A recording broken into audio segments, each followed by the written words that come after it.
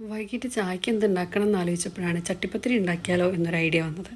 പിന്നെ ഒന്നും നോക്കിയില്ല, പെട്ടെന്ന് പാൻ എടുത്തു, ഒരു 2 സവാള അരിഞ്ഞു, അത് വഴച്ച് വന്നപ്പോഴേക്കും ഒരു ചെറിയ കഷ്ണം ഇഞ്ചിയും ഒരു പച്ചമുളകും കൂടി അരിഞ്ഞ് അതിലിട്ടു. അതിനുശേഷം അത്യാവശ്യത്തിന് ഉപ്പ് ചേർത്തു, എന്നിട്ട് നന്നായി ഇളക്കി കൊടുത്തു. അതിനുശേഷം ആവശ്യത്തിന് ഗരം മസാല, പിന്നെ ഒരല്പം ചിക്കൻ മസാലയും കൂടി ആഡ് ചെയ്തു. അതിലേക്ക് കറിവേപ്പിലയും മല്ലിയിലയും കൂടി ആഡ് ചെയ്തു. പിന്നെ നമ്മൾ ചിക്കൻ വറുത്ത് പൊടിച്ച് വെച്ചതാണ്, ആ ചിക്കൻ കൂടി അതിലേക്ക് ഇട്ടു.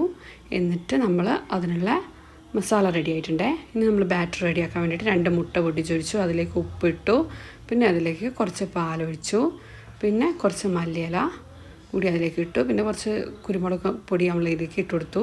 ശേഷം ഒരു പാൻ എടുത്തു. പാനിലേക്ക് നമ്മൾ ഇതിന് വേണ്ടിയിട്ട് നമ്മൾ കുറച്ച് ചപ്പാത്തി ഉണ്ടാക്കിയെടുത്തിട്ടുണ്ട്. മൈദയും കൊണ്ടാണ് ഉണ്ടാക്കിയെടുത്തത്. ആ ചപ്പാത്തി നമ്മൾ ഓരോന്നായിട്ട് ഡിപ്പ് ചെയ്ത് അതിലേക്ക് വെച്ചു. അതിലേക്ക് മസാല ഇട്ടു.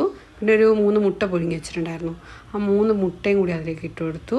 ശേഷം നമ്മൾ അതിലേക്ക് മസാല വെച്ചു, ചപ്പാത്തി വെച്ചു, മസാല ഇട്ടു, പിന്നെ മുട്ട വെച്ചു. എന്നിട്ട് നമ്മളത് മൊത്തം ഒരു 6 ചപ്പാത്തി നമ്മൾ ചുട്ടെടുത്തിരുന്നു കേട്ടോ. 6 എണ്ണം നമ്മൾ അതിലേക്ക് വെച്ചു. ശേഷം നമ്മളത് വേവിക്കാനായിട്ട് ആവിക്ക് വെച്ചു. ഒരു 20 മിനിറ്റ് കഴിഞ്ഞപ്പോൾ നമ്മുടെ ചട്ടിപ്പത്തിരി ഇവിടെ റെഡി ആയിട്ടുണ്ട്. ഈവനിങ് ചിലപ്പോൾ എന്തെങ്കിലും കഴിക്കണമെന്ന് ആഗ്രഹം തോന്നുമ്പോൾ നമ്മൾ എന്തെങ്കിലുമൊക്കെ ഉണ്ടാക്കും. അങ്ങനെ നമുക്ക് കുറച്ചായി ചട്ടിപ്പത്തിരി കഴിച്ചിട്ട് അങ്ങനെ ഒരു തോന്നൽ.